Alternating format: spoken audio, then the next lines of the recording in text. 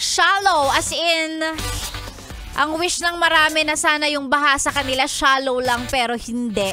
Kaya tingnan mo naman, may ibang areas pa rin sa Metro or Mega Manila na kahit medyo ilang araw nang tumigil o tumila ang pag-ulan, may baha pa rin.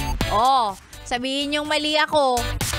Yung tipong ang baha nandyan, ke tag-init, ke tag-ulan. Kasama sa everyday OOTD nila ang bota. Maniwala ka sa akin meron. May mga areas dito sa atin na ganyan. Hindi na bumababa yung baha. Ay. Hindi ko alam. Wag mong itanong sa akin kung ano yung magandang solusyon dyan because wala din naman akong maisasagot.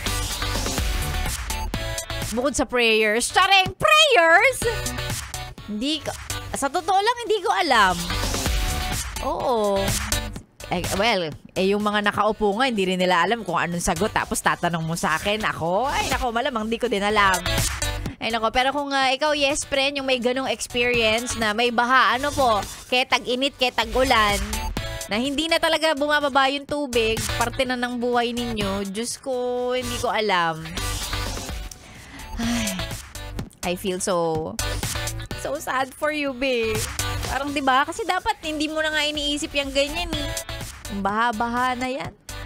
Kasama actually yan sa anxiety din ng mga tao kapag umuulan. Kami honestly, pagkatapos nung Undoy, 2009, pagka umuulan ng malakas, minsan parang imbis na ang sarap sanang matulog, gusto mong i-enjoy na medyo malamig, 'di ba? Yung tunog ng ulan na bumabagsak sa inyong bubungan. Ang sarap.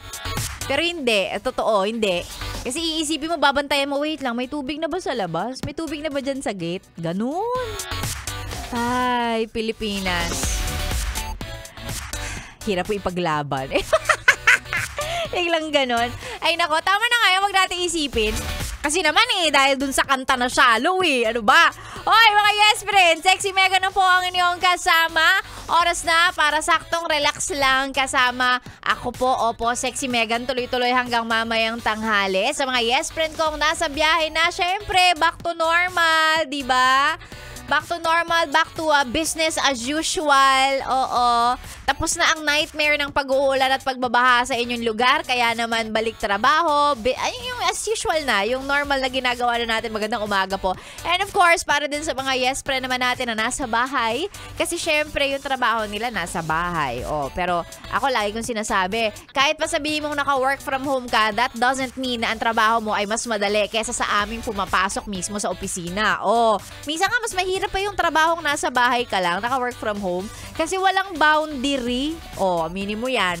Kakain ka na lang, mag-work ka pa. O, minsan kahit kumakain, nag-work. Palibasa na sa bahay ka O, minsan naabutin pa ng hating gabi.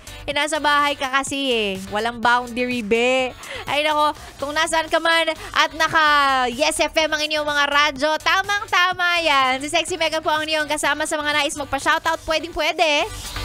I-send lang po sa ating Facebook page, DJ Megan Yes FM. Ganun. And then mamaya basahin natin yung mga pa-shoutout na yan. At syempre, para matuwa ka sa akin, alam mo ba na mamimigay ako ng 500 pesos ngayong araw na to? Kaya kung ako sa'yo, magpa-shoutout ka na. Sexy Megan po ang iyong kasama dito lang sa 101.1 Yes FM. Solid!